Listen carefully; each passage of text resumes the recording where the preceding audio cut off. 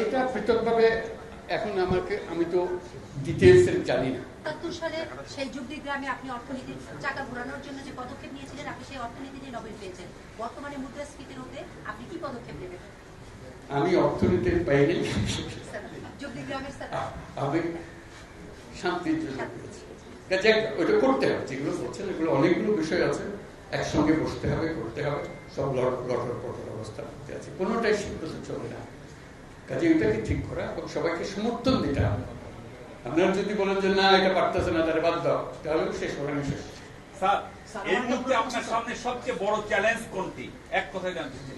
একতা, নিজেদের মধ্যে একতা, এটি হলো একতা হলে সবকিছু সম্ভব। Last question please. স্যার ৩-০ পৃথিবী গড়তে চেয়েছেন আপনি, ১-০ কর্মসংস্থান, মানে বেকারত্ব ২ করে কর্মসংস্থান, সেক্ষেত্রে রংপুর কতটা এগিয়ে থাকবে কর্মসংস্থান? সবাই এগিয়ে থাকবে। আমি কর্মসংস্থান সরকার করে দেবে এটার কথা বলতেছি না তো। আমার কথাটা হলো আমরা চাকরি চাই না, আমরা চাকরি প্রার্থী নই, আমরা চাকরির দাতা।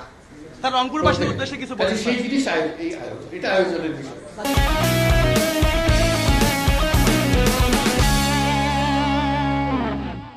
প্রত্যেকের মধ্যে শক্তি আছে, একজন পারে। এটা পৃথকভাবে এখন আমি তো ডিটেইলস জানি না। রংপুরে যখন আসতাম তখন অনেক কথা জানতাম, বহুবার এসেছি, বহুবার গেছি। কাজে এখন আবার নতুন ভাবে দেখতে হবে কোনটার কি অবস্থা। সবকিছু সম্ভব। যন্ত্র যেটা আমরা নিজেদের জন্য তৈরি করেছি, এটা পচে গেছে বলে কিছু হচ্ছে। যন্ত্র যদি ঠিক মতো সব কিছু সমাধান আছে। যাতে এখন আমরা যন্ত্রটা ঠিক করি, হলে কাজ করতে থাকবে। ঘন্টা বাঁচবে যখন ঘড়ি চলে না, অচল ঘড়ি নিয়ে আমি কি করবো? এটা নিয়ে যত কান্নাকাটি করার কিছু করতে পারছি না। যন্ত্রটা ঠিক করার জন্য এটাই হলো মুহূর্ত। সেখানে আপনাদের ভূমিকা খুব গুরুত্বপূর্ণ।